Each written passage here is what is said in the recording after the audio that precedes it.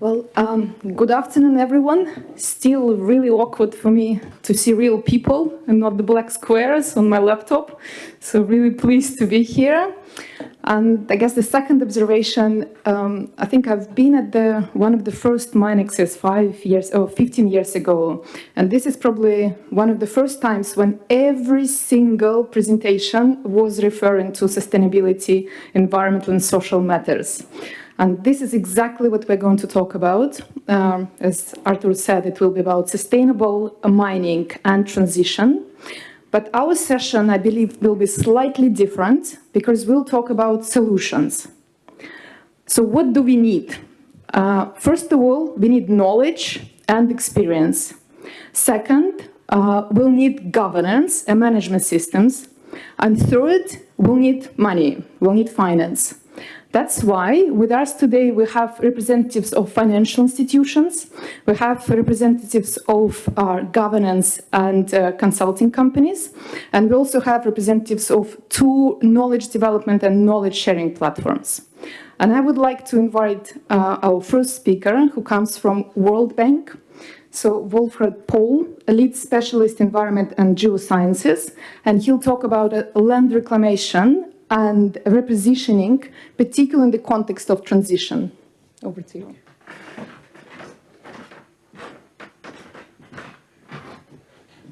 Okay, it's a pleasure to be here, see real people, as Elena said. Let me dive right into it. So,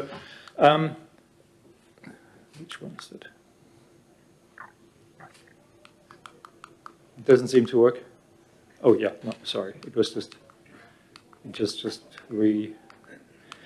Okay, so many of you will have seen this this graph here that basically is a energy map to achieving Paris, the goals of the Paris Agreement by 2050. You see that coal does not fare very well on this map. It's the brown or orange thingy on the bottom.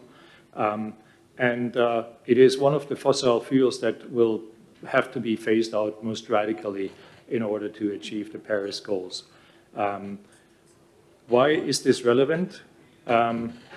It's relevant because coal mine closure is something that we have been doing for a while. It was commercially driven 2, 3, 4 decades ago. The World Bank was involved in a couple of projects in Eastern Europe and in Russia. Some of them went okay, some of them didn't go so well. Most of them didn't go so well. Why? Because the closure was commercially driven. It was basically assisting closure with a minimum of social protection packages, with a minimum of environmental reclamation. It was helping governments to consolidate unprofitable mines, carve them out, give them to some sort of management companies, and focus on the profitable mines, but continue mining coal. And in many cases, continue mining coal with less people employed, with a higher degree of automation, and with larger outputs. So in today's landscape that is driven by climate change mitigation, by decarbonization, this type of approach is not working anymore. Today's approach is to close a mine for once and for all, preferably all mines in a given country, and the associated power plants, and move on to different forms of energy, and help the people move on to different forms of jobs, and the economy focus on low carbon development and diversification. And to do exactly that, we tried to learn from our past mistakes, the big Russian and Polish and Ukrainian coal mine closure projects we financed in the 1990s and early 2000s, and try to do a better job. And through a very thorough forensic review of these projects from the past, we came up with a framework to do it in a more balanced way, to look at 3 different pillars, meaning through 3 different lenses, and recognize that this is not a one-time turn the key and shut it down, but this is a process, a transition that takes a long time. 10 plus years is our estimate. And what are these pillars? One is institutional governance. This has to do with planning, with institutions, with proper regulations and laws, with stakeholder engagement, with getting people to agree on things. The second is on people and communities. This has a lot to do with making sure that the social impacts are mitigated, are buffered, making sure that people are reskilled and retrained, that they find new opportunities. In some countries, there is an opportunity to transition miners into very similar jobs in mining, not to train miners to be supermarket managers or PV installers, but to keep them in a trade they know and usually love. So this is, and of course, keeping a community alive with a portfolio of diversified post-mining economic activities. And the third pillar is lands and environmental remediation. And this is actually a very fundamental activity, and that's why I'm focusing so much on it today. Land and land repurposing is basically turning a liability, and post-mining lands are perceived by almost anyone as a liability, into an asset. How do you do that? I'll come to that. But first of all, I want to emphasize that if you have a convincing storyline that your lands can be an asset, they can be used as a collateral. They can be used to raise future capital based on expected revenue streams. So lands are a very important aspect in this whole transition storyline. Okay, lands are also important for a second reason. There's actually not enough of them. A couple of weeks ago, I heard an interview with our Austrian Minister for Climate. And she was grilled by the reporter on why Austria is not responding fast enough with placing renewable energy and still buying too much Russian gas. And her response was, our spatial planning legislation is so complex and so slow that we simply can't produce enough land. So turning to brownfields, mining brownfields, industrial brownfields, sounds a bit like a no-brainer to unlock lands that are currently liabilities, that are currently locked up in some unproductive use. Okay, yeah. The second constraint is, of course, critical minerals, but that's another story, and we'll stick to the land thing here. So the key objective in making these lands usable and recyclable is to repurpose them for productive uses, provide sufficient space to do something else with that space, renewable energy, other forms of productive investments. It could be agriculture, it could be energy crops, it could be space for industrial investments, for business parks, for tourism, etc. This needs a methodology. And at the World Bank, we pride ourselves not only being a financing bank, not only being a financer, but also being a knowledge provider. And together with clients on the first pilot project in Western Macedonia, that's in Greece, we developed a methodology to go about land repurposing in a systematic and effective way. And these are the 4 points. So it's basically going through a very simple, way of finding information, data, assessing it. And then the important point comes classifying lands according to their properties. Miners among you know that post-mining lands never have the same appearance or properties. They can be geotechnically stable, highly unstable. They can be contaminated, they can be clean.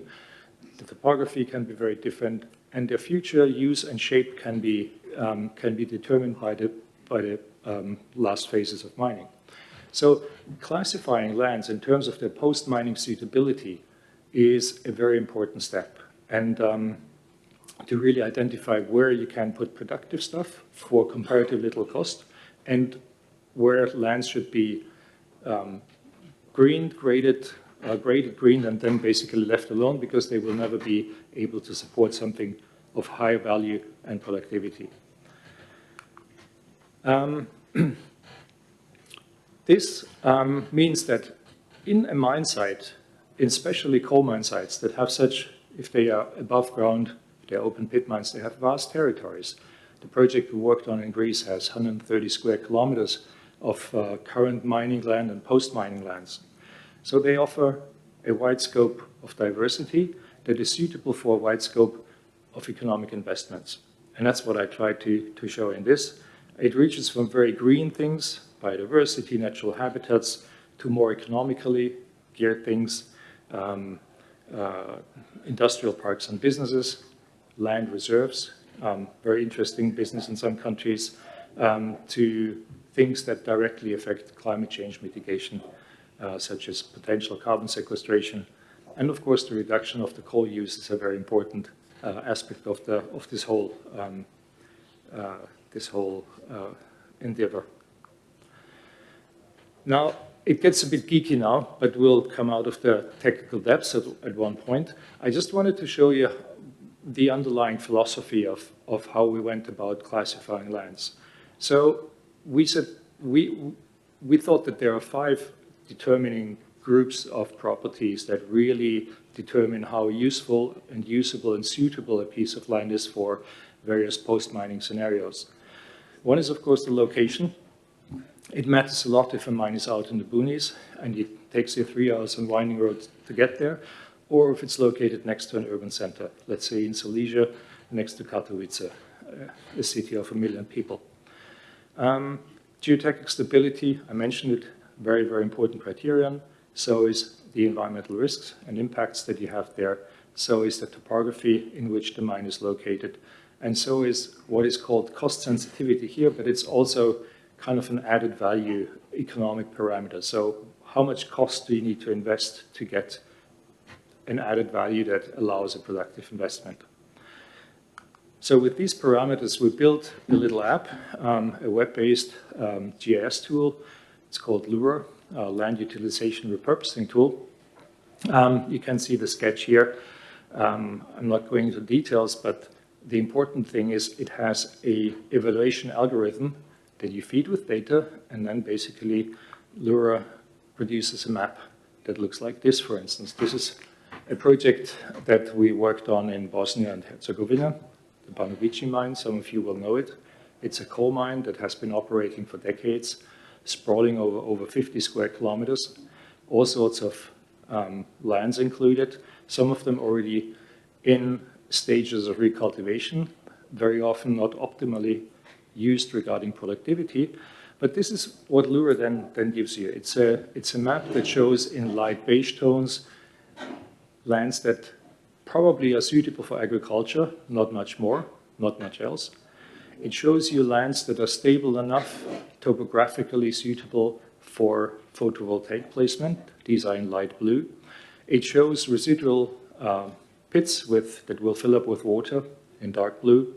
And it shows in the darker shade of orange or brown lands that would be suitable for industrial investments, business parks, and other high-value investments because of their proximity to settlements, to infrastructure, their connectivity, and of course also geotechnical factors like offering a stable piece of land to build on. Lura also offers heat maps that basically disaggregate these parameters, so you can look piece by piece, property by property, parameter by parameter, what you're interested in. If you, for instance, are interested in agriculture, if you want to have an ecological vineyard on a former tailings, on a former overburden dump, for instance, then environmental contaminations will be very important, and you will use this heat map. If you're looking for space for windmills, for instance, which have a very sensitive geotechnical set of requirements, then you're going to use the geotechnical map. So this is just additional supporting information for specific investment ideas to basically test if you can do them or not. So we're coming now out of the technical, again, a little bit to what do you do with all that information? Why is it necessary to investigate lands in such detail? What's the value of it? The value is that you can actually integrate what the land repurposing app suggests into local, regional planning, spatial planning concepts. And this is what we suggested for this project in Greece. So these are the 130 square kilometers of lands that originally were simply going to be forest, agriculture, and residual ponds, lakes. And after running our land repurposing app, we came up with a much more diversified concept that includes industry, recreational facilities, research and development, repurposed power plants, photovoltaics, a reservoir for pump storage, etc., etc. With this, we went a step further and suggested to the government to modify their spatial planning regulations and allow a pre-zoning or a pre-permitting of this repurposed mine area. It would mean that you accept that these zones are going to be established, and then you do a strategic environmental assessment, other assessments, designs, and have this zoning permitted. So every zone will have a permit regarding land use, the allowable investments, its biodiversity impacts, its impacts on receptors, water receptors, socioeconomic aspects, etc., etc. And the individual investor will only have to comply or only will have to go through a very reduced set of permitting, for instance, relating to waste and wastewater protection, occupational health and safety, fire safety, etc., because the location for that specific investment type is already permitted. So that's one of the ways. And in Greece, we investigated this from a legal perspective in a fair amount of detail and found that it's actually possible by simply interpreting the existing legislation in a slightly more enabling way and thus unlocking really substantial amounts of land. Now, going a level up again, this is a publication I came across a couple of years ago. It investigates how much mining lands would be needed to supply the equivalent of the current production of energy by coal-fired thermal power plants in EU countries. I'm sorry that there's no Western Balkan countries on this map, but the situation in the Western Balkan countries is, if anything, even more favorable. And the result is that actually there is more potential, just looking at photovoltaics, for instance, regarding installed capacity and annual production capacity for renewable energy in post-mining lands than there is current supply from the coal-fired power plants. So the whole land issue really feeds back very, very powerfully into the renewable energy story, and of course also very powerfully into the story of how do I attract investment to lands, how do I create jobs on lands, how do I actually look at lands, post-mining lands, as a potential chance for development and not as a liability that I want to gloss over and forget about. So with that, I hope I have stayed in time. Thanks for your attention. And I mean, this is scratching the surface. I'd love to have discussions on that with some of you because it's, I think, a pretty fascinating subject. Thank you. Thank you. It was perfect timing, so thank you. Yes, probably we'll save some time. I hope we'll have some time for questions. But now I would like to invite in a representative of another financial organization, EBRD, European Bank of Reconstruction and Development, Ekaterina Solova, who is a country head for Albania. And she'll talk about EBRD role in helping the Western Balkans to diversify their energy sources. Ekaterina, over to you. 15 minutes started. Thank you. Well, let's exclude the time it takes to figure out how to click. I think the previous presentation it was a great segue into what I will be speaking about, because indeed the land and availability of the land is one of the key constraints for building the renewables, particularly when it comes to solar, because that takes a lot of land.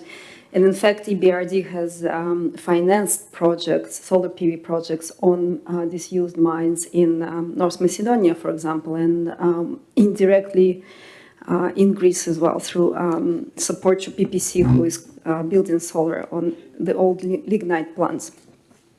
But I thought it would be before I go to the topic of my presentation on how EBRD helps the transition to the renewable energy, in the countries we operate. I thought perhaps I'll just remind a few facts about us, just to put it in the context of what we do. I know a lot of people here know, but still, we are a multilateral development bank, and we are owned by our member countries as well as EU and EIB. We have 71 members to date, and we're based in London, but operate in 38 countries across various regions, including Central Asia and North Africa and Eastern and South Europe. And we are present in all the Western Balkans countries. We operate through our offices. In Albania, we have an office that includes a team of 18 people that I lead. We invest on average 8 to 10 billion euros across all sectors of the economy. That means in Albania between 150 and 200 million euros per year. But cumulatively, we have invested 1.8 billion since we started operating in 1991. And we're the largest multilateral development bank in the country to date.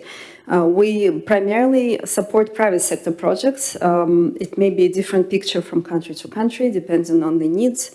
But generally speaking, 80% of our financing goes to private sector projects, although we do engage with state-owned enterprises.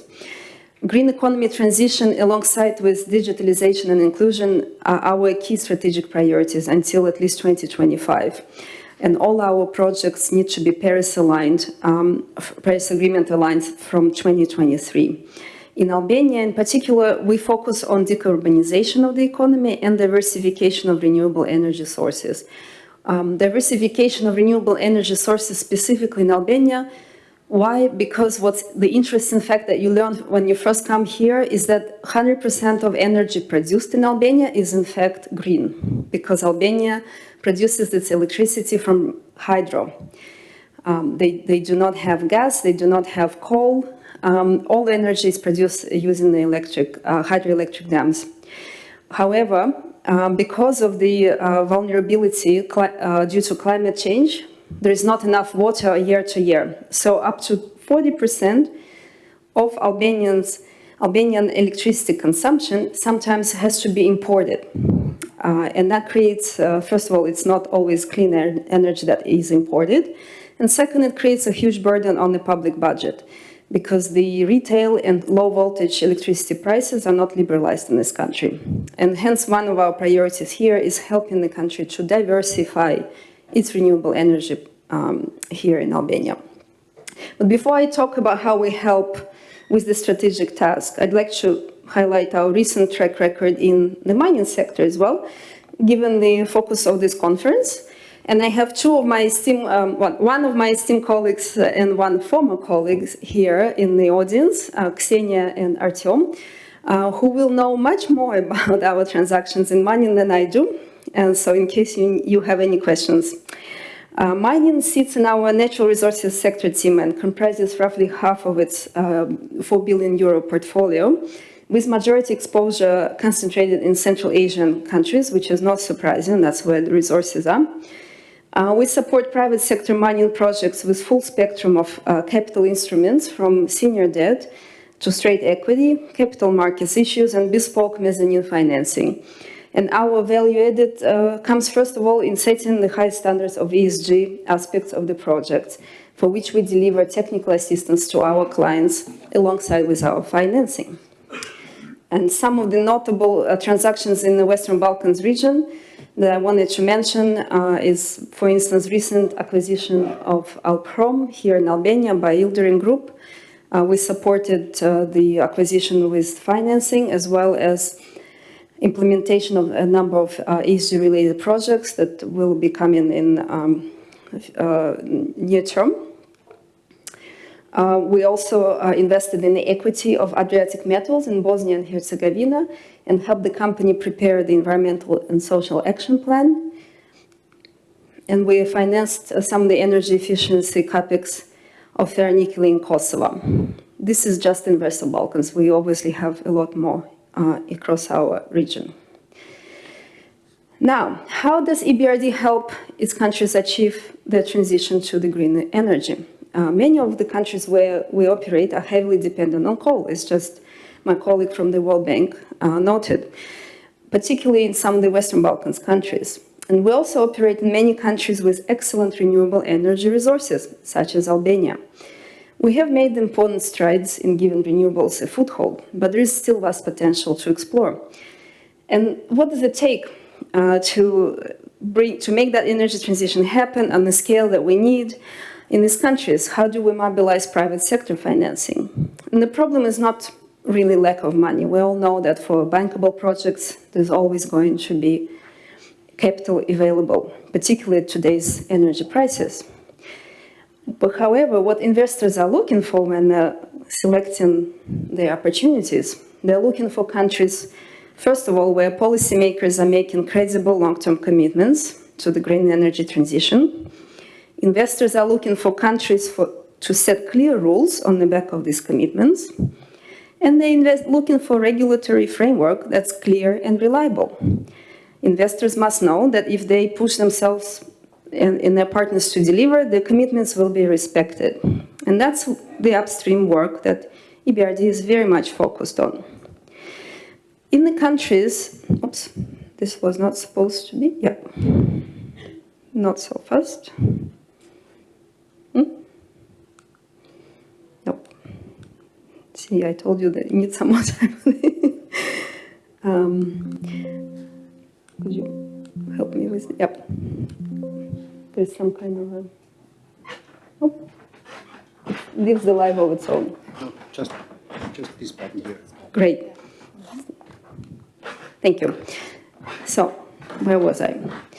So what we help, before we finance because EBRD, as I mentioned before, obviously comes with the financing in various forms, as well as technical assistance to the actual projects and clients. But before that comes into play, where we get engaged is also what we call upstream work. And what does that mean? So the countries where the government has signaled strong commitments, and of course we do talk with the governments in our countries to in fact make this commitment, we work with them to prepare the regulatory framework for the renewable projects, as well as prepare the level playing field. And we also help them prepare and conduct competitive auctions to tender out capacity supported by long-term offtake agreements, PPAs. So these auctions, when they run professionally and transparently, attract high-quality global investors who bring their expertise in developing and operating renewable energy projects. As we just heard, the land is one of the issues, so perhaps one of the support that the government of the countries can provide is providing land plots in the areas where, for instance, the solar activity is the highest. That was the case in Albania. In 2020 and 2021, the government here successfully tendered out 240 megawatt of solar PV capacity in two separate tenders. One was for 140 megawatt in the area of Karavasta, and the other one was for 100 megawatt in the area of Spitali, near Durrës. So these are actually areas where the solar intensity is one of the highest, as I learned last Friday when I was attending the groundbreaking ceremony of Karavasta site. It is pretty sunny out there. But both these auctions were run competitively, and the investors were invited to submit their offer of a tariff at which they will undertake to sell 50 to 70%, depending on the site, of the produced electricity to the government under the long-term offtake agreement. And Voltalia, the French company, it's an international operator of renewables globally, they're based in France, they offered the lowest tariff for these PPAs. There were less than 30 euros for both sides, which was quite unprecedented, even in the years before the current energy price rise. So this result is a record price in the Balkans. It shows the importance of running competitive tenders, which are the most efficient and transparent means by which policymakers can identify the level of support for utility-scale renewable projects. And EBRD provided advisory support to the government from A to Z in this process, including preparation of the tender, advising how to run the tender, and also preparing the necessary regulatory framework in the country, which is quite a lot of work, in fact, and is still continuing.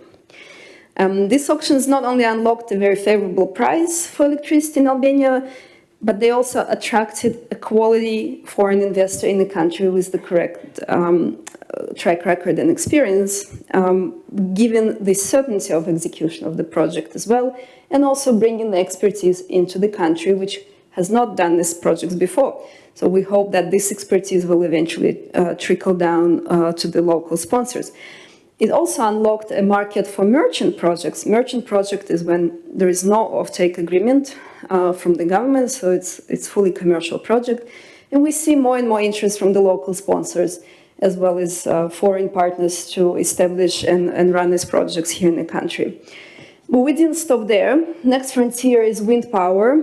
And you probably saw there are mountains here in Albania, and there's also a pretty long sea coast. So in June 2021, last year, Albania started a two-stage tender for the selection of several onshore wind power projects with a capacity between 10 megawatt and 75 megawatt each. And this time the land was not provided by the government, and the participants are free to choose their own sites. And they are currently measuring the wind. So it takes about a year. I'm not an expert, but I'm learning. It takes about a year, apparently. You have to measure the wind throughout the whole, or every season to determine and make your calculations. So this process is expected to complete next year.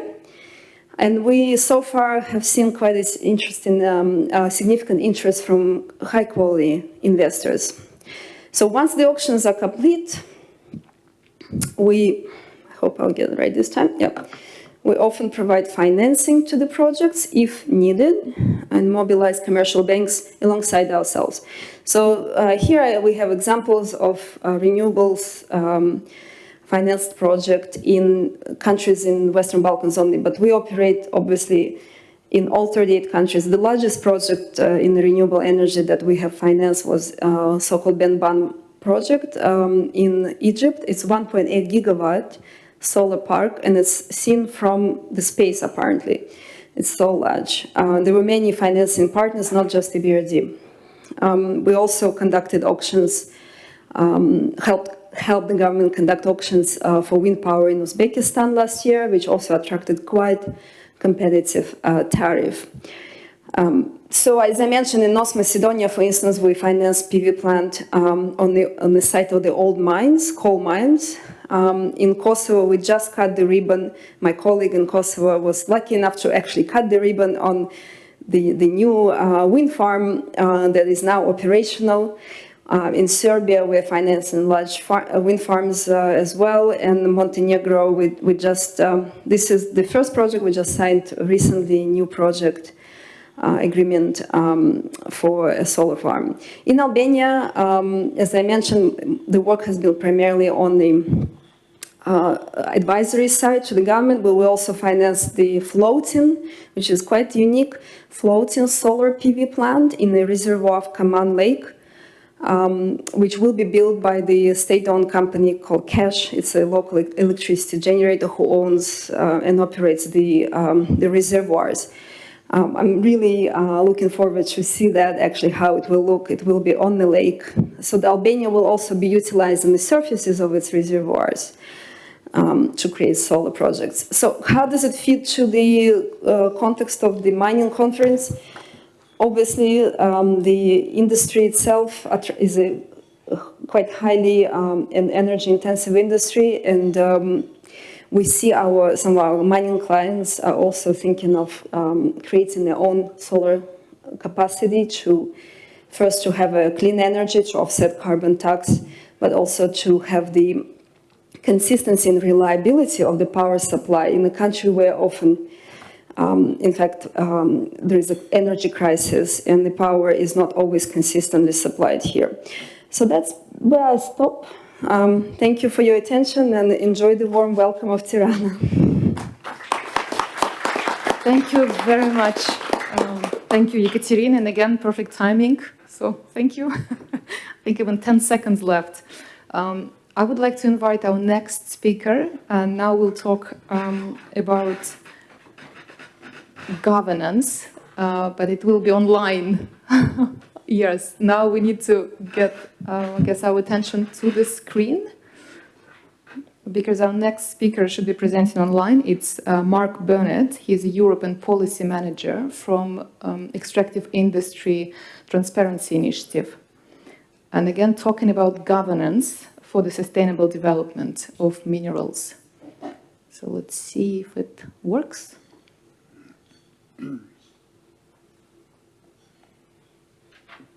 Yes, can you hear me? Yes, we can hear you. Yes. Hi, thank you very much, Elena, for the introduction. It's my pleasure to join this session about the present and the future of sustainable mining. Good governance is a key pillar of sustainability. It reinforces the social and environmental pillars of sustainable development. Promoting good governance and accountability in the oil, gas, and mining sector is the purpose of the organization I represent, the Extractive Industries Transparency Initiative. We are an international member-based organization that is active in 57 countries.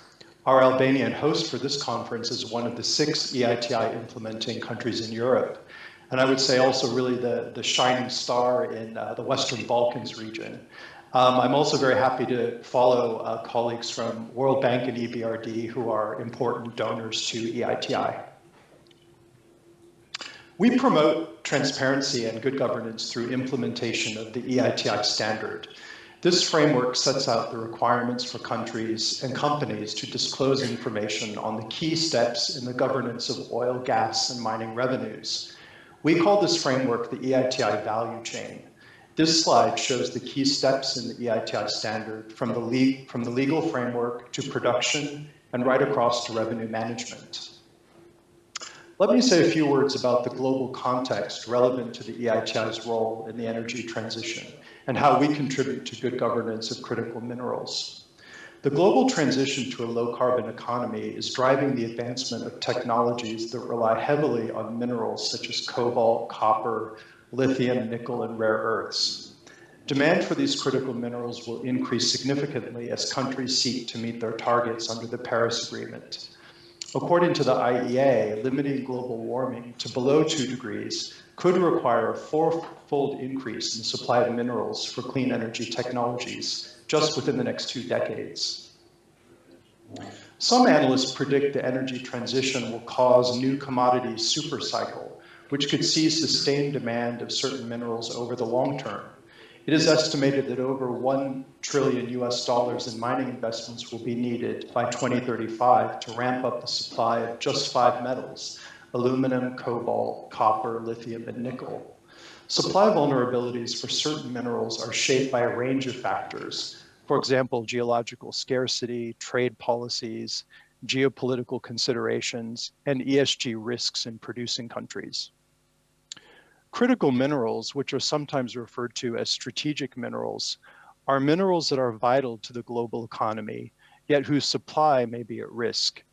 In the context of EITI implementation, we focus on minerals used in low-carbon technologies, which are expected to see strong demand in coming decades due to global efforts to tackle climate change.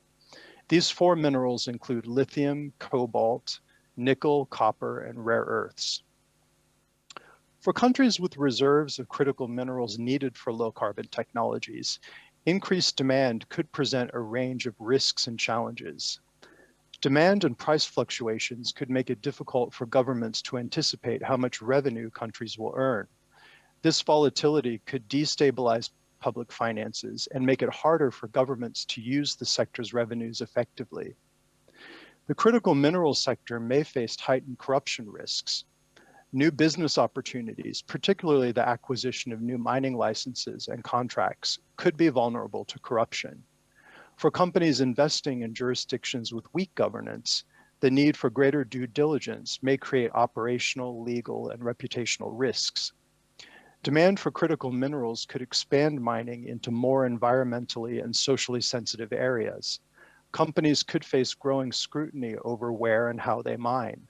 For certain minerals, demand growth could drive expansion of artisanal and small-scale mining, or ASM, which has a distinct set of environmental and social challenges. The economic and strategic value of critical minerals could lead to greater state participation in the mining sector. Without adequate governance safeguards, a growing role for SOEs could increase risks related to revenue management, corruption, and environmental and social impacts. Tackling these challenges through good governance and transparency standards will be essential for the development of the mining sector to deliver a fair and equitable energy transition. Several EITI implementing and supporting countries are major producers of critical minerals that are particularly important to the energy transition. Other EITI countries also produce these minerals, but at a smaller scale or have important reserves. Further EITI countries are relevant when taking into consideration the broader set of minerals that are vital to the energy transition. There are several trends that the EITI considers are relevant for energy transition planning. Demand trajectories and investment trends for critical minerals are anticipated to be volatile. A minerals boom could present economic opportunities for producing countries, but could encourage wasteful public spending. Sudden demand fluctuations could result in the mining sector generating less public revenue than expected. Such volatility could undermine the government's ability to fund public services and could drive political instability.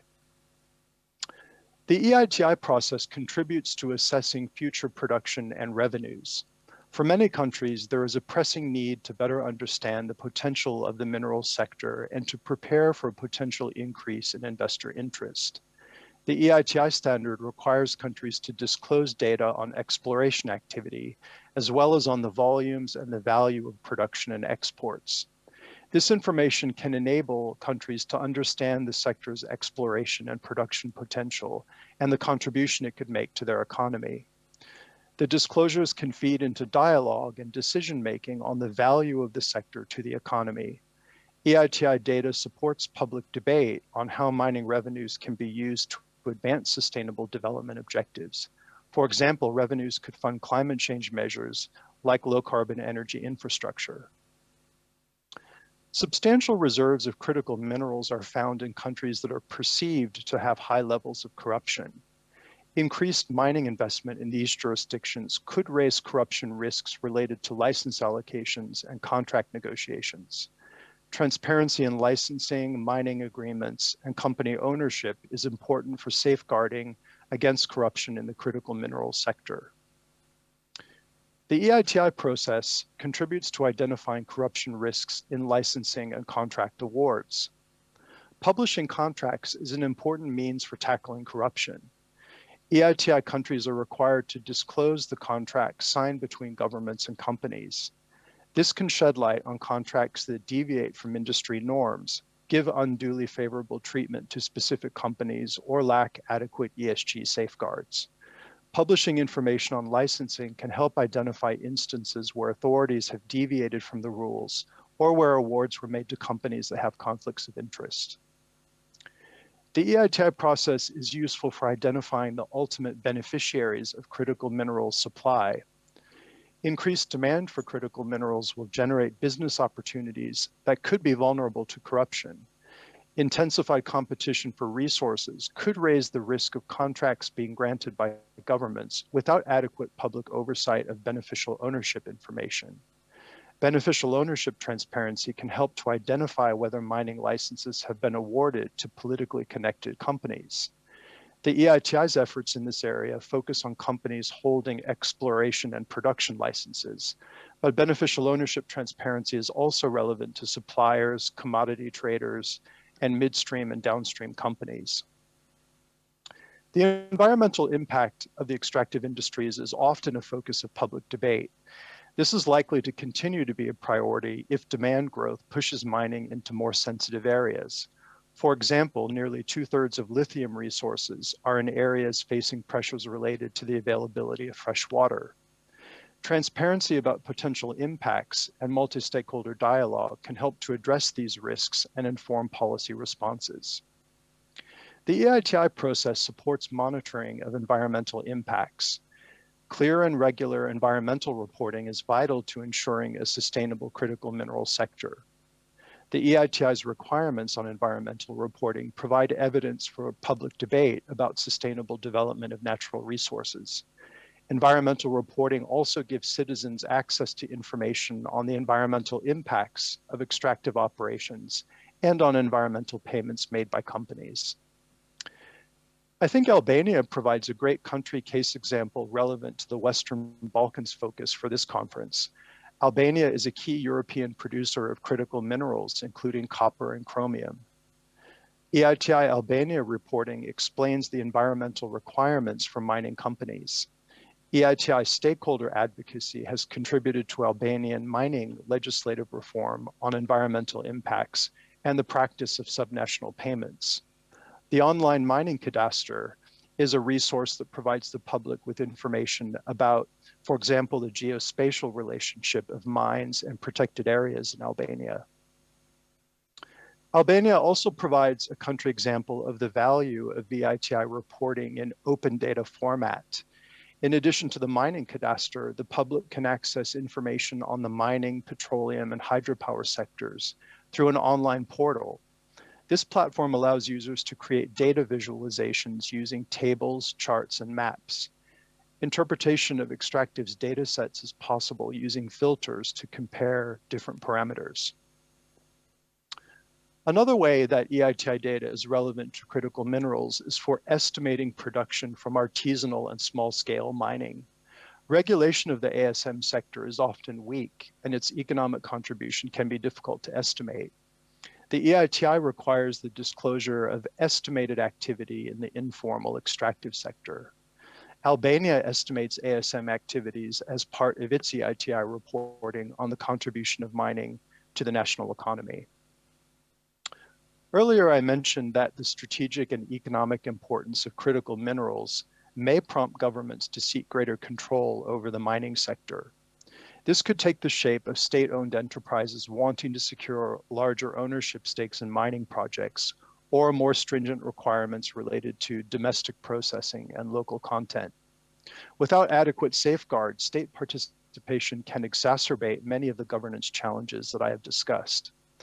SOE investments can become a strain on public finances and can be vulnerable to corruption. The sale of the state share of production and the deals agreed with commodity traders can also present governance risks. To address these risks, the EITI provides tools for responsible management of state-owned enterprises. The EITI requires countries to disclose the roles and the responsibilities of SOEs and the rules and practices governing their financial relationship with the state. This can help understanding of how much revenue SOEs transfer to the government and how much money they retain in their own accounts. EITI implementing countries are also encouraged to disclose information related to SOEs' operating and capital expenditures, procurement and subcontracting, and corporate governance. Stakeholders can use this kind of information to determine whether SOEs are making spending decisions aligned with public interests. The disclosures are also useful to verify appropriate safeguards against corruption and conflicts of interest. Just to sum up, this presentation has provided an overview of how the EITI contributes to good governance for the sustainable development of minerals that are critical to the energy transition. To learn more, please read our policy brief on critical minerals. It explains the role of the EITI standard to support a profitable and responsible mining sector that can deliver a fair and equitable energy transition. Thank you very much for listening. I look forward to the panel discussion.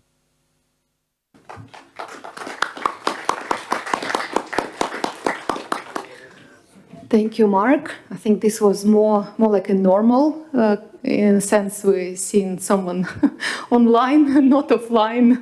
But thank you very much. Again, thanks for perfect timing. From corporate governance, I would like now to move to environmental and social management and invite a colleague of mine from CSA Global, which is a company which ERM acquired, to present on mine closure. And so please welcome Graham Farrer, Principal Consultant with ERM. And as I said, he'll talk about mine closure in the context of transition. Excellent. First of all, thanks for having me. I feel very privileged to come up here and speak about our reimagining mine closure, particularly with such high calibre presenters. But before we start, just wanted to acknowledge that reimagining mine closure is not my concept. It's a group concept from ERM, developed with our forward-thinking clients and partners as well.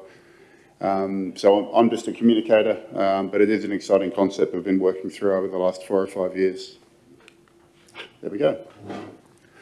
So first of all, looking at the mine we all want to see. So this is something that ERM's developed over the last couple of years, which is all underpinned by establishing an inclusive leadership culture, respect for human rights, embracing technology, promoting innovation, and learning from data insights. So there's a range of key threads that are presented across the slide. Specifically relevant to what we're talking about today is creating a shared value and creating a positive, lasting legacy, and in this case, post-closure. And don't let the green shoots fool you. It's not just about the environment. It is about developing a social transition as well, and the impacts of a positive, lasting legacy on socio-economic settings. So how mining contributes to the net zero journey. A fair few themes up here. So again, let's just pick out some of the more important ones. Advocating for a just transition, thinking beyond carbon, and that people underpin everything. That's a really important part of what we're focusing on. Yeah, there's no mine closure without considering the people. And if you do consider mine closure without the people and the communities in which you operate, you're not going to be maximising value. So an example of how we've applied the reimagining closure, specifically relating to just transition, is a project that we've been working on for a while in the Ukraine, which fortunately has just restarted. And the project looks at supporting the Ukraine government the Ukrainian people to move away from the reliance on coal. Extremely exciting to be working in the area, and it's a fascinating project, and it's really positive to see it back up and running now. So what we're trying to do is support people, and not just the workforce of the coal mines as well, to transition into something beneficial post-mining. So the objective is to develop an example of how to transition away from coal-dependent economies. We're using 2 pilot studies to try and develop a bit of a roadmap and some positive case studies. So anticipated project outcomes, of course, development of the coal regions, a proactive and healthy labour market, improved livelihoods, diversification of the economies, and also a social package for former miners. But it's really important that it's not just about the coal miners, it's about the community at large. It's more of a strategic regional approach rather than looking what's inside the fence. Another example is how we are working with clients in South Africa to move away from coal dependency and move more towards renewable energies. Very similar challenges in South Africa to the Ukraine. So looking at reskilling and moving into post-mining land uses and post-mining skill sets.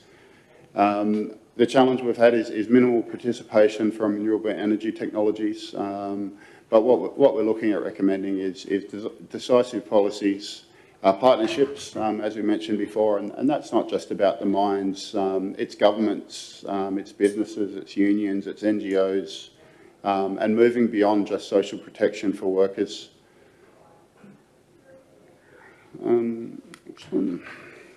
So just a short discussion about what we consider reimagining closure is. So the burning platform, it's quite a clear burning platform for changing the way we look at mine closure. So it's a material risk for mining companies, and the majority of mining companies looking at closing their liabilities are much greater than originally estimated or carried on the books. And despite these significant mine closure costs, value creation is actually quite minimal. So there's a lot of money being spent remediating mining and turning it back to a grass field, which raises a question of how is that actually benefiting the nearby communities? How is it benefiting the local people? How is it improving better outcomes? One of the challenges we're noticing is the lack of certainty around relinquishment post-mining, and of course the lack of willingness of governments to accept the liability post-closure, which is resulting in long-term care and maintenance costs post-closure. So that very long tail that can extend tens of years, if not hundreds of years of maintenance and monitoring, and that really drives the importance of repurposing. Another key point is mining companies tend to assume the needs of local stakeholders and not really communicate as upfront as what they should, so that by the time they actually understand their stakeholders and the communities in which they operate, it's too late. The mine's approaching closure. These things have a very long lead time, and approaching them just as closure arrives is not acceptable. So some factors that we've noticed leading to poor outcomes: commencing closure planning too late in the mining life cycle, as I just mentioned. If a mine's due to close in 10 years' time, it's probably already too late. Things need to start very early, preferably before a mine's actually started operating. Limited operational studies, which leads to a similar kind of problem. The closure studies are too late in the process, which means risks and opportunities aren't identified early enough, and the transformational nature of mine closure and the spend associated just isn't realised. Social considerations are also often limited to just the organisation's workforce, so redeploying just the workforce rather than looking at the full supply chain, the communities in which mining companies operate. So what we're trying to do is shift the focus and create a new paradigm. So the principles that we're trying to apply is mining as a temporary land use. So mining, there was no mine there, then there is, and then there's something beneficial rather than looking at just that mining life cycle. The boundaries of closure extending beyond the fence, so it's more than just the infrastructure within the fence. It's more than just the workforce on the mine site. It's actually the people in the communities, and that's where a lot of the focus should be, and as early on as possible. Designing for closure and operating for closure, so just making sure that when a mine is designed and constructed, that the closure is being considered, and during operations looking at progressive liability identification and progressive reclamation, which extends beyond environment engineering. It extends to people as well, which is very important. On to the next point, again, it's not just environmental endpoints, it's social and financial considerations as well, which leads us more towards a just transition. Challenging the base assumptions is really important. Things have been done the same way for many years. Do they need to be done that way? Is that the best way? And how can we, more often than not, politely challenge those constraints? So our approach to closure, we're aiming to be more dynamic and iterative, and it isn't reinventing the wheel, it's evolution, not revolution. So moving away from the traditional stage gate approach, which looks at a programmatic delivery, so schedule and budget focused, how quickly can we do it? How do we rush to the next gate so we can get more money and get it done? These engineering-driven solutions are not proactive to emerging opportunities. It doesn't identify or exploit the opportunities. It just looks at driving through a schedule as fast as it possibly can. These are often internally focused, which leads to higher costs, higher provisions, and limited opportunities for a social transition. So what we're trying to move towards is embedding closure and regeneration approach, which is dynamic and iterative, not a single endpoint, not stage gates, and allows interrogation of opportunities as well as management of risks. Focuses on positive outcomes, including both corporate and community, so repurposing rather than just turning it back for a greenfield, for example. It designs and operates assets with the future economy in mind, which is really important, and manages those liabilities and exposures, which leads to optimised costs, so reduced liabilities, but more importantly, improved value creation, greater opportunities for a just transition. wrong one. It's going to happen. So last slide, I think I'm on time. Excellent. So we've really got three principles that we're trying to focus on throughout our reimagining mine closure, which is closure in design. So focusing on implementing closure concepts before a mine's constructed, which looks at embedding risk mitigation in the design. And talking to stakeholders as early as possible, and talking to stakeholders about closure as early as possible, particularly when there's a short life of mine. The closure plan shouldn't be developed as a mine's closed. It should be developed at pre-feasibility study or earlier. And these beneficial post-closure land uses should be approached before there's a mine, as unusual as that sounds, because quite often these things take decades to bring in. So closure and operation is focusing on progressive reclamation planning, but also progressive identification, investigation of knowledge gaps, risks and opportunities. And that's all about developing a realistic closure cost and using that closure cost as leverage to get the companies to spend on studies, limiting liabilities and moving more towards a social transition. The last point is a positive lasting legacy, which, as I said on the first or second slide, isn't just about an environmental legacy. It's about a socio-economic legacy and improving the livelihoods of the communities once mines have finished.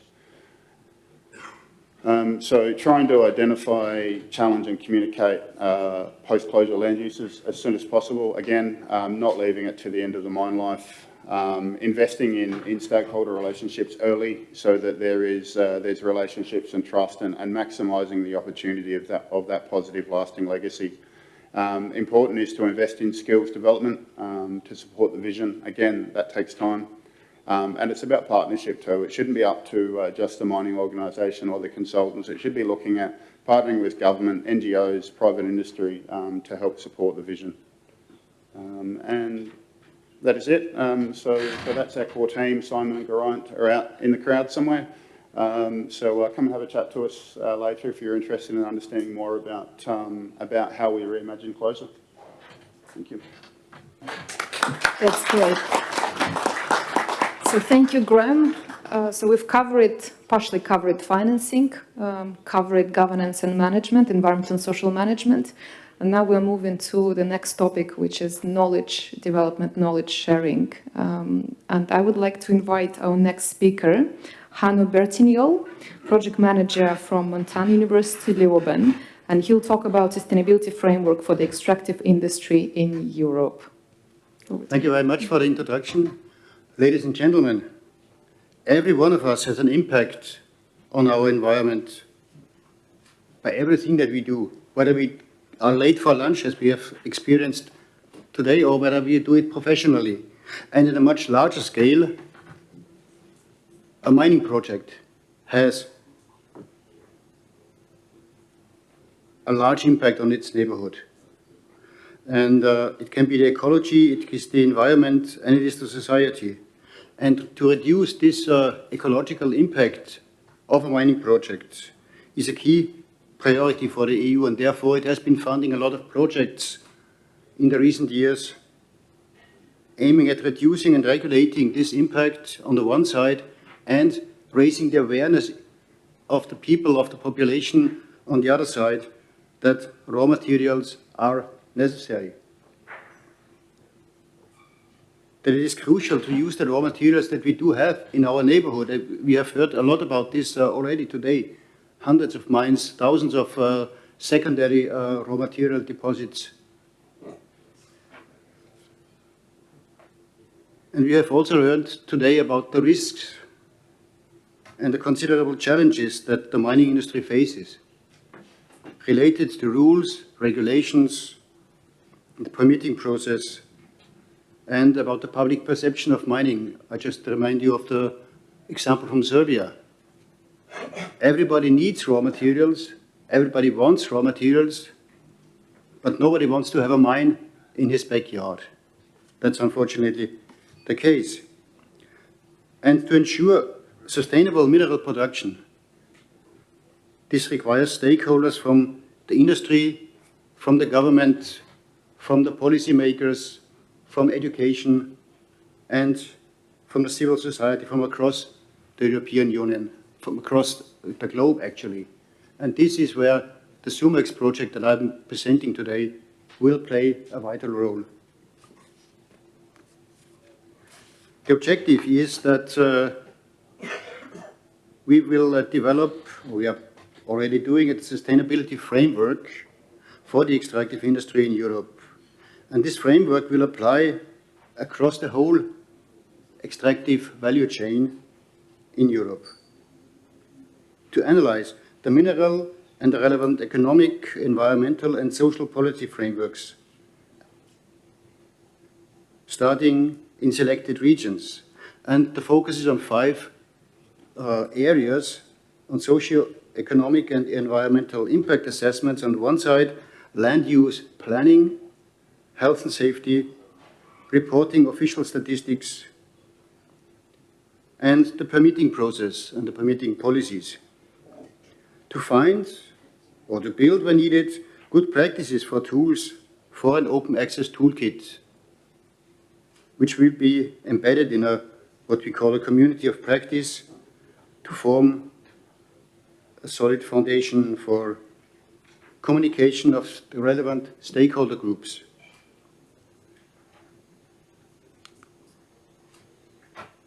It's a project that involves partners from all over Europe, from the northern part of Sweden to southern part of Spain, for instance. And we as Montanuniversität Leoben in Austria, we are the coordinator of this project that will run until 2023.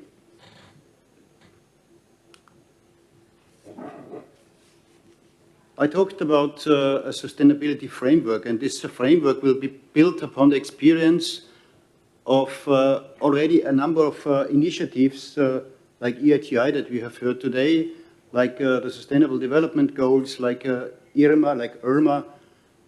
A lot of initiatives already exist within Europe, but to bundle them together, to join forces together, this is one of the key elements in the SUMEX projects. And this framework, which is a little bit, a lot of information on this slide, but you will get the handout of this presentation and you can study it in more detail. This framework has basically 3 roads or 3 pillars of activity. First of all, the environmental sustainability. Here, the baseline is formed by all the legal requirements concerning environmental impact assessment of a project. The second framework is, or the second route, the second pillar is the social and societal responsibility. All the aspects of social license to operate are part of this pillar. Partnering with the local communities, involving everyone in continuous dialogue, improving workers' well-being, just a few examples. And the third pillar, the third route, is transforming the economy towards the Green Deal. For instance, what does it mean? Benefit sharing, beyond, obviously, taxes and jobs created by a mining project. To do that, we have clustered with many projects that already have been taken place, like Mireo and some other Minland, MinGuide, and some other ERA-Min projects, for instance. Building a powerful foundation for addressing the challenge of how best to implement sustainability considerations into the entire raw materials value chain. SUMEX stands out a little bit insofar that it is a practical example involving, for instance, Andalusia as a regional partner to act as a test case, and then involving other regions. And on the second, employing 2 practical use cases for raw materials, construction raw materials on the one side being very large in volume, and battery raw materials from the other side as obviously high on the agenda at the moment. We have assembled a digital toolkit that is providing a knowledge portal on the one side and a communication platform on the other side to act as a digital meeting space to learn and exchange experience and information. This digital toolbox at the moment, or digital repository, includes, it was yesterday, 235 best case examples, guidelines, checklists, all kinds of things to help all mining projects, all mining companies, all policymakers in their work. Let me just give you one example out of this repository, the checklist for first meetings between a community and a mining company. The aim of this particular checklist is to create a transparent, communicative, and supportive relationship between the companies seeking new mining permits and the local communities and other stakeholders right from the beginning. This should give guidance to achieve the goal to engage and transparently communicate with the people, with the communities. This SLO toolbox includes, as I mentioned, tools for authorities, for communities, and for mining companies. And it includes good practice examples from across Europe. We want to create a repository for actually assisting everybody within the mining community, the mining industry, to not do the mistakes that others have made again and again and over again, as we have experienced, unfortunately. The case study of Andalusia, for instance, in this toolbox is a good example because very much like the Western Balkan countries, it has a long mining history, has made a lot of mining mistakes, and has a lot of challenges. You have that. Thank you. So, what will be the impact? What do we expect? We want to have a tested and validated definition of sustainable management practices, criteria. We want to have a toolkit available for everybody as a tool, as an assistance. And I would like to invite you all to join this community of practice, to exchange practical experience for the benefit of the raw materials community, for the benefit of all others. The link to this platform is included in the presentation slides and will be provided to you later. Thank you very much for your attention. Thank you. Thank you, Hanno. Now we're moving to our another presenter, who again should be presenting online.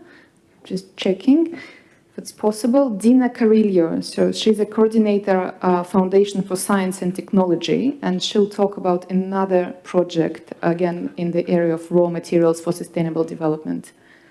Let me just see if she's available. Hello. Hello, thank you for the introduction. My name is Dina Carrillo. I work for the Foundation for Science and Technology. Dina, sorry, you have 10 minutes. Okay, I'll be quick. So we are coordinating these two projects, RMIN 2 and RMIN 3. Each one of them have received funding from the Commission. So as you can see here, we have received 10 million euros from the Commission, and we were able with this funding to leverage this effect and fund up to 79 projects up to now with 61 million of total public funding. And of course, the total cost with the contribution of the companies are higher than this. So RMIN, as a project, we wish to contribute to the EU raw materials policies, as you can see here. And the first RMIN built this research agenda that was one of the background documents of the EIP on raw materials.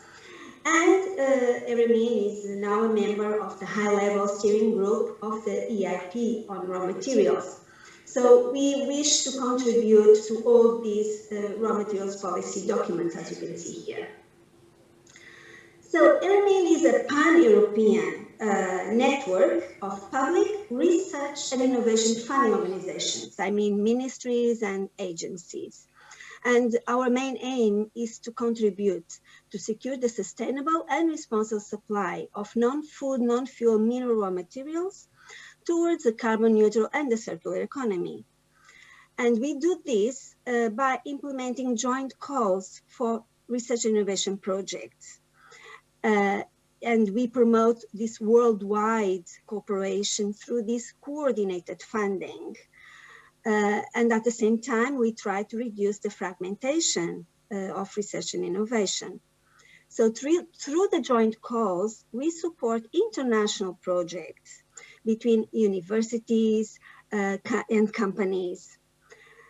So these are the countries that have been involved in Eremin network since 2011. So the network has been expanding, as you can see here. We have also not only European countries, but also countries outside Europe, Brazil, Chile, South Africa, and Quebec from Canada.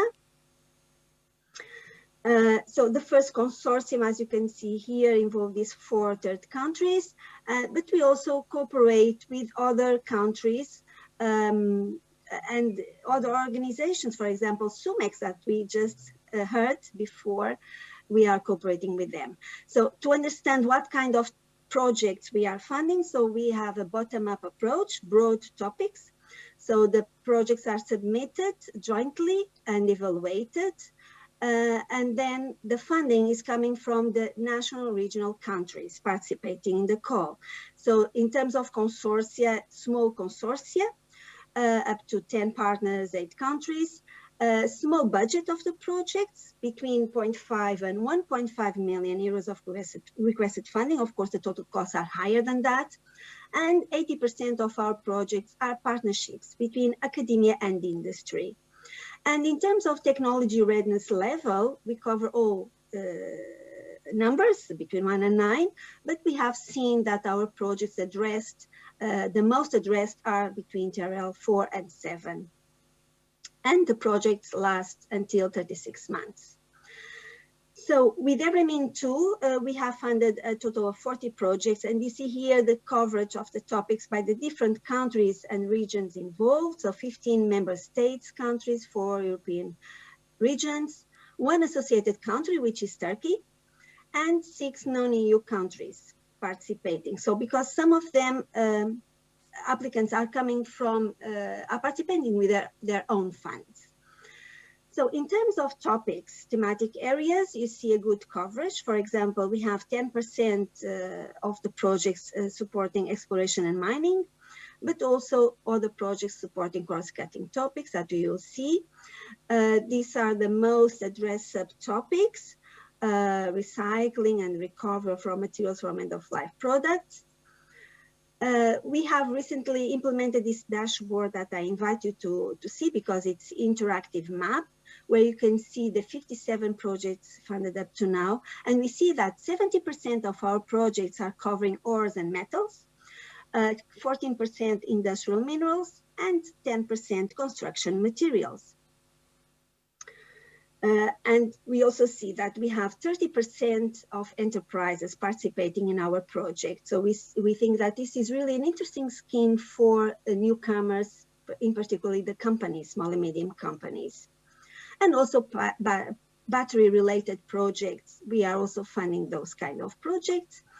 When we see the keywords, we see projects addressing, for example, mineral processing, extraction, and also end-of-life, rare earths, lithium batteries. So all these kind of projects you can search by yourself.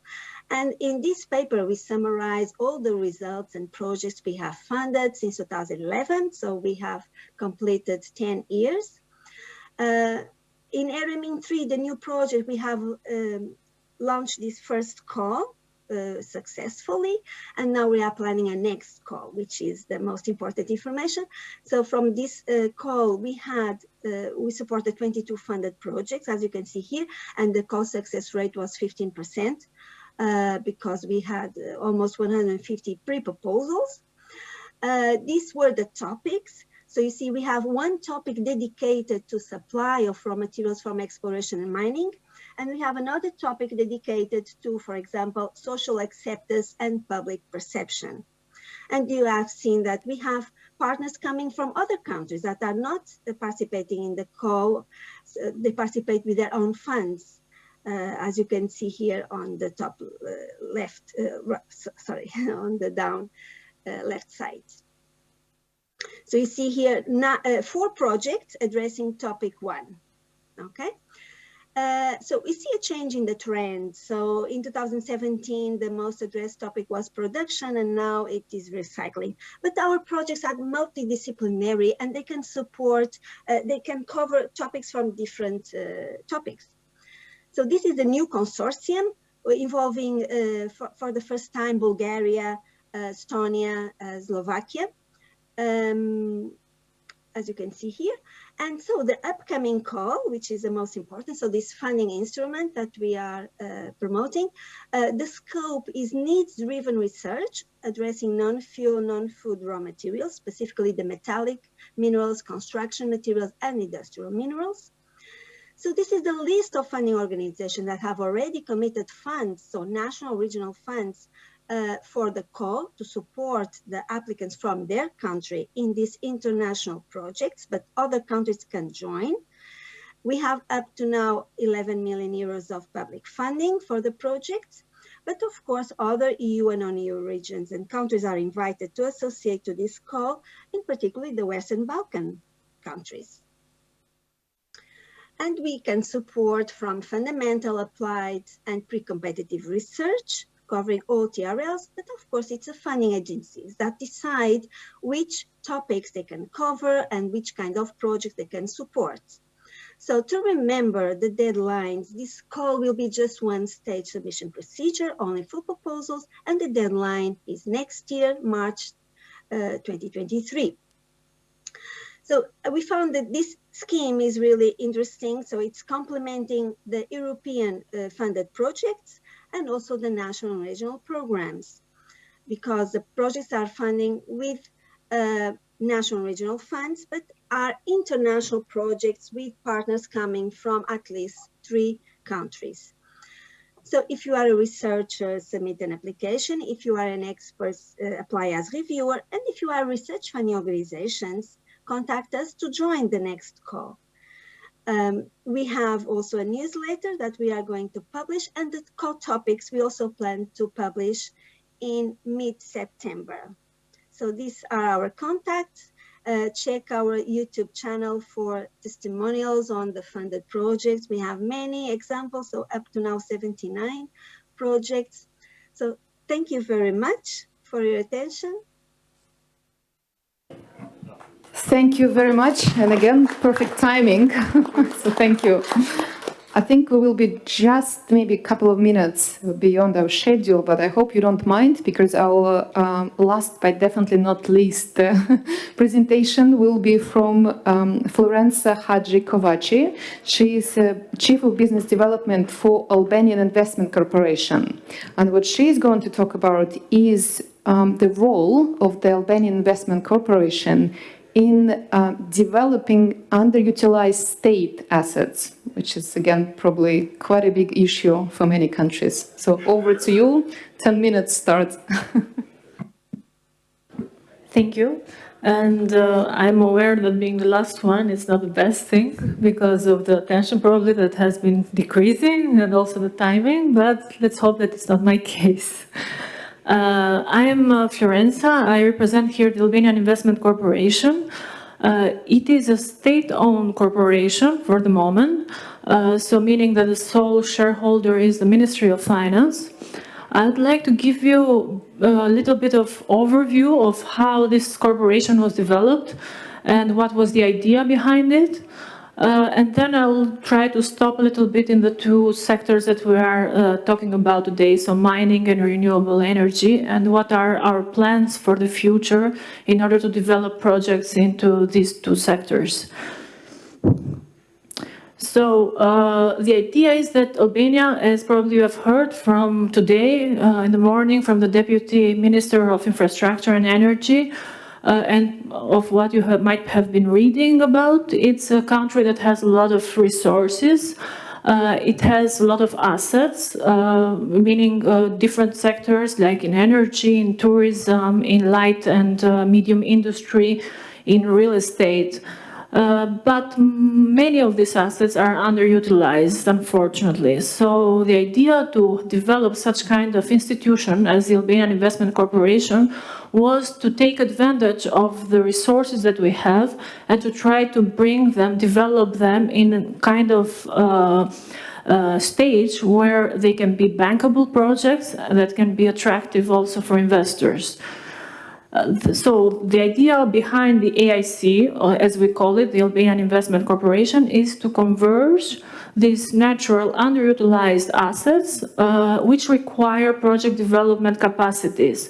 Most of our ministries, state agencies, we did a due diligence and we saw that they didn't have such kind of capacities. At that time, we're talking about 6 years ago, I was working at the Prime Minister's office, and I was leading part, let's say, of this working team that was developing this corporation. So at that time, we thought that this could be a good idea. It resembles kind of development banks in other countries. So what it does, the goals are to do pre-investment studies for the pre-identified assets, access infrastructure or supporting infrastructure for those assets that needs it, financial arrangements, and also operation of the asset at the end. So the idea is to improve the performance of existing public sector in order to put all the management skills and develop the assets.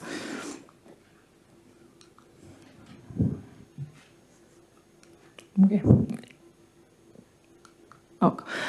So the governance structure of the AIC, it's a corporation, so it's a shareholding company. It has a supervisory board, it has the management team, and it also has advisory board, which has advisory functions for the corporation. Our supervisory board is made of 4 independent members and 3 members from the government, meaning that it's more independent in order to take decisions outside of political influence. Now, when we use AIC, because as I said, there are a lot of assets in Albania, state assets, many of them underutilized, AIC is not going to develop all of them. The idea is to find and identify those assets that have this capacity, that have the potential to be developed and also influence the economic development of the country. These projects also should bring economic and social development. They are projects that have an important growth and development impact, complex projects that might seem, let's say, complex to the eyes of investors, and that they cannot do or develop them on their own without an assistance from the side, let's say, of the government. There are projects that require some pre-investment planning and private investment outreach in order to be visible to the investment community. Also projects that might require some inputs for which there are no markets. Also, when pre-investment preparation and government coordination is needed. So there are a lot of, let's say, agencies, ministries that need coordination in order to make the project, let's say, develop at that stage that an investor can come in. So if we would just do an overview of the taxonomy of the projects that we are looking at in the corporation. We have industry and logistics, energy, mainly renewable energy, tourism, real estate, and agriculture. So, as I said, this was an idea that started 6 years ago. Then the corporation became, let's say, official with a law that was passed in our parliament by the end of 2019.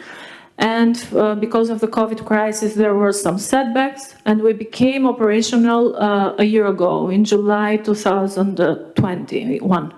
So during this first year, let's say, we have been identifying projects. We have in the pipeline 7 projects for the moment that we want to move on in the next stage. So if we are going to talk about stages on how we prepare projects, the first stage is do a pre-feasibility master plan and find all the permits and licenses, which of course, being a state-owned company is a little bit easier. Then project structuring, so meaning legal, financial, engineering, and bidding documents.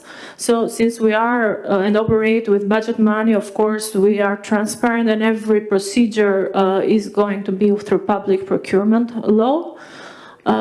Marketing and mobilizing private capital is a very crucial stage, because once we have, let's say, the development plan, business plan for the project, we open a call of interest for investors in order to see their interest and who might want to come in and invest with us.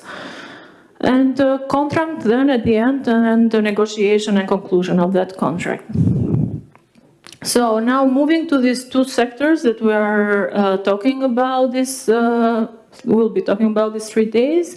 So alternative energy, we are looking at this sector with a very interest, because we think that Albanian Investment Corporation, also as it is stated in its law, it's that it can acquire state assets, meaning assets that can be very good for this kind of projects, and then develop the business plan, also raise and mobilize private capital, and enter into an agreement with a private investor to co-invest in a project like this, like solar plants. So the aim is to find this kind of assets and then develop this marketing plan. We have already identified one of these assets, and we are in the procedure of doing all the structuring of the projects. And then, of course, we will see how we are going to mobilize private capital, not only from investors, but also from IFIs or from banks, in order to make it happen. Also, another area is the mining. It's an area actually that we didn't thought as a priority area for the corporation, but now we are thinking more and more of including this area in the areas and sectors that the corporation is going to develop projects.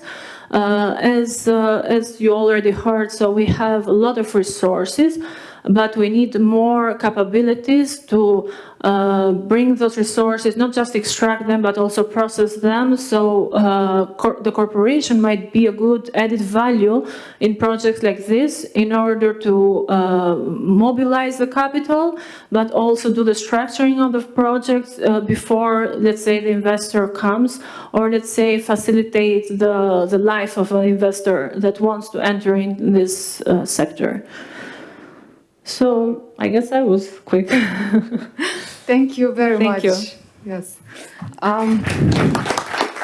Yes, I think coffee break has already started, so really don't have time for questions. But again, please let me thank all the presenters on your behalf. And yes, if you have any questions, please do reach out during the coffee break. Thank you very much. Thank you.